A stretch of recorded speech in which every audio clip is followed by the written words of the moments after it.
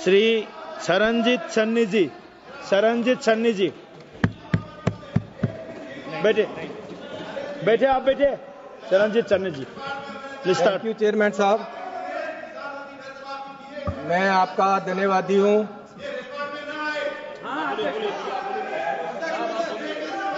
आप बैठे प्लीज, आप बैठे। मंत्री जी आप बैठे प्लीज। अध्यक्ष महोदय, आपका सब रिकॉर्ड में आ गया है, आपका रिकॉर्ड में आ गया प्लीज।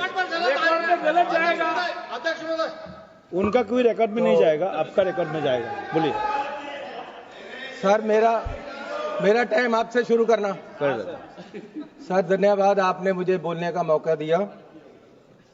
जैसे 50% से ज़्यादा लोग देश के खेती पे आधारित हैं और इनमें ज़्यादातर लोग खेत मजदूर हैं। किसान के साथ टोटल जितने मजदूर हैं देश के, उसका लगभग 65% लोग खेत मजदूर हैं जो इस पे आधारित है। तो मेरा सबसे पहले डिपार्टमेंट के नाम पे ऑब्जेक्शन है। मैं चाहता हूं और मेरा ये आग्रह है, रिक्वेस्ट भी है और सजेशन भी है कि डिपार्टमेंट का नाम agriculture farmer and farm labour welfare होना चाहिए, ताकि जो खेत मजदूर है उसमें उसको भी वेलफेयर के जो सरकार की स्कीमें हैं उसका फायदा मिले। अगर कर्जा माफ होता है तो किसान के साथ साथ उसका भी हो। और जो ये आप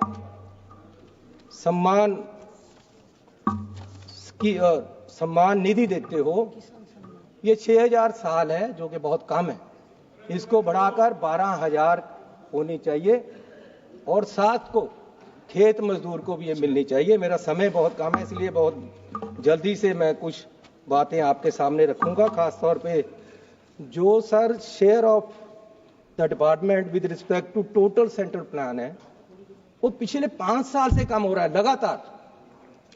21-22 में 3.53 परसेंट था, 22-23 में 3.14% रह गया, 23-24 में 2.57% रह गया, 24-25 में 2.54 रह गया और आज मात्र 2.51% आपने कर दिया है। और हर रोज हर साल आप ये खर्चा जो है वो कम कर रहे हैं। और इससे अलावा जो शेड्यूल कास्ट सब प्लान में है वो पैसा यूज ही नहीं हो रहा।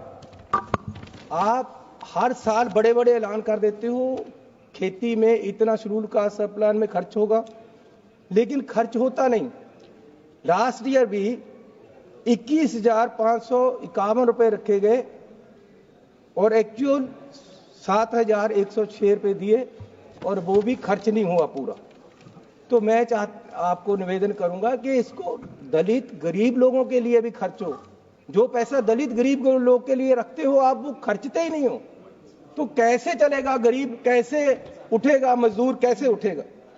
सर मैं आपसे विनती करना चाहता हूं आपके माध्यम से कि अनाज पे इंपोर्ट ड्यूटी कम करने का कम करने का अब सरकार प्रावधान है।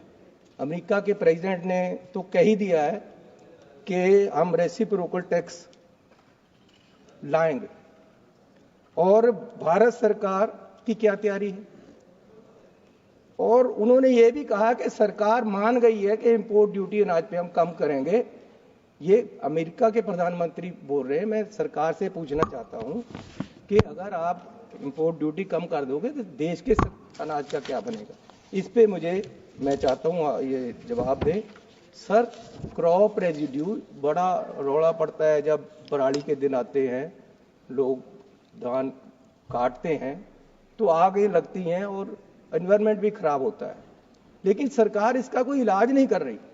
मेरी प्रपोजल है, ये हमारी स्टैंडिंग कमेटी ने भी रिपोर्ट दी है कि 100 रुपया MSP के ऊपर किसान को दिया जाए, ताकि वो अपनी फसल काटने के बाद जो पराली है उसको उठाने का खर्चा 100 रुपये प्रति क्विंटल अगर आप देते हो MSP के साथ, तो वो अपनी फसल उठाएगा और उसकी जिम्मेवारी हो जाएगी उसको उठाने के लिए, आग नहीं लगाएगा। ये सर मैं अब क्योंकि समय मेरे पास बहुत कम है, मैं आना चाहता हूं किसान आंदोलन पे, और ये सरकार किस तरीके से आज किसानों के आंदोलन को दबा रही है और किस तरीके से हमारी पंजाब की सरकार इनके साथ मिलकर किसानों के साथ खिलवाड़ कर रही है। सर, पहले यहां दिल्ली में एजिटेशन हुआ, सरकार 750 किसान वहां शहीद हो गया एजिटेशन के दौरान। सरकार ने उनको उठाया वादा करके कि हम एक कमेटी बनाकर आपको एमएसपी देंगे, आपकी डिमांडें मानी जाएंगी, लेकिन हुआ कुछ नहीं। साल भर उन्होंने फिर एजिटेशन शुरू किया, वो दिल्ली को आने लगे, तो सरकार ने वहां पूरा बंद कर दिया। हरियाणा में रास्ता किसानों ने नहीं रोका, रास्ता सरकार ने रोका हुआ है। इन्होंने वहां बंद किए, बैरिकेड सरकार ने लगाए हैं। वो तो दिल्ली आना चाहते। क्या आपत्ति है प्रधानमंत्री को, मंत्री साहबान को किसानों की यूनियन से मिलने से?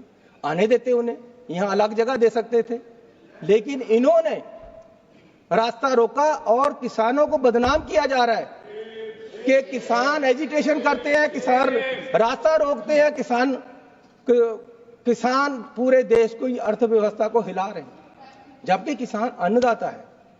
जब मजबूरी थी, जब अन्न खत्म हो रहा था, जब उस समय भी किसान ने देश को अन्न से भरपूर किया और आज तक करता आ रहा है।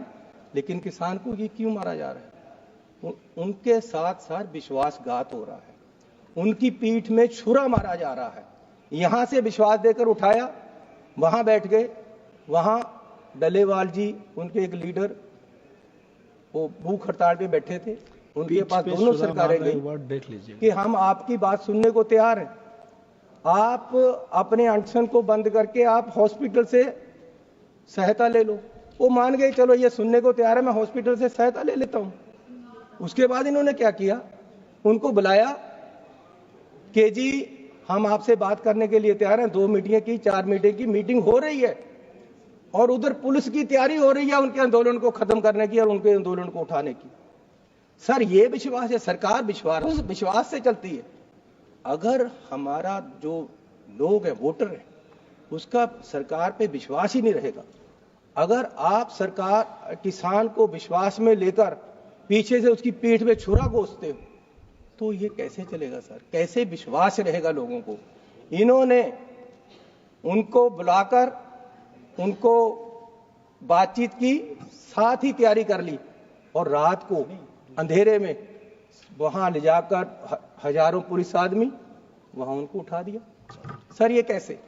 ये पंजाब के ही किसान के नहीं, पूरे देश के सरकार के साथ गद्दारी, ये पूरे देश के सर, ये बीजेपी की नीति है। इन्होंने देश के किसान को बर्बाद करने का पूरा तैयारी की हुई है। ये इनकी राजनीति है कि किसान वर्सेस अदर कर जैसे हिंदू वर्सेस अदर किया, वो इनका फेल हो रहा है। अब ये किसान वर्सेस अदर करके किसानों को मार रहे हैं और दूसरों को दिखा रहे हैं कि किसान ऐसे कर रहे हैं, जबकि ये किसान को मजबूर कर रहे हैं कि किसान सड़कों पे आए। ये किसान को मजबूर कर रहे हैं कि वो इनकी बात माने, लेकिन वो मांग क्या रहा है सर? एमएसपी क्यों नहीं देते? उसका राइट है। एमएसपी कोई खैरात नहीं है, एमएसपी की गारंटी देना जरूरी है। किसान का कर्जा क्यों नहीं माफ हो रहा है? खेत मजदूर का कर्जा क्यों नहीं माफ हो रहा है? ठीक है। बड़े बड़े इंडस्ट्री, अंबानी, अदानी, हजारों चरणजीत, धन्यवाद। लाखों करोड़ रुपया माननीय सदस्य श्री विष्णुदत्त शर्मा जी, माननीय सदस्य विष्णुदत्त शर्मा जी। धन्यवाद माननीय सभापति।